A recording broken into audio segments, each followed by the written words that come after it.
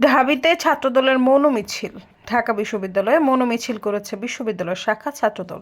শনিবার বিকেলে বিশ্ববিদ্যালয়ের কেন্দ্রীয় লাইব্রেরি থেকে মিছিলটি শুরু হয়ে হলপাড়া হয়ে ছাত্র শিক্ষক কেন্দ্রের পায়রা চত্বরে এসে শেষ হয়।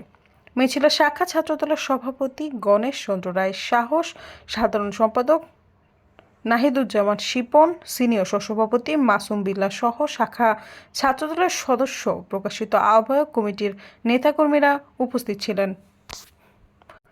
এ সময় ছাত্রদলের নেতাকর্মীরা কোনো ধরনের স্লোগান না দিয়ে শুধু হাততালি দিয়ে মৌন মিছিল শেষ করেন।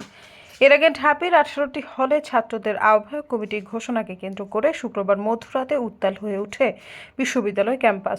শিক্ষার্থীরা টিএসসি এলাকায় জড়ো হয়ে মিছিল বের করেন। আন্দোলনকারীরা হল কমিটির বিরুদ্ধে ডাইরেক্ট অ্যাকশন, গুপ্ত কমিটির বিরুদ্ধে ডাইরেক্ট অ্যাকশন সহ বিভিন্ন স্লোগান দেন।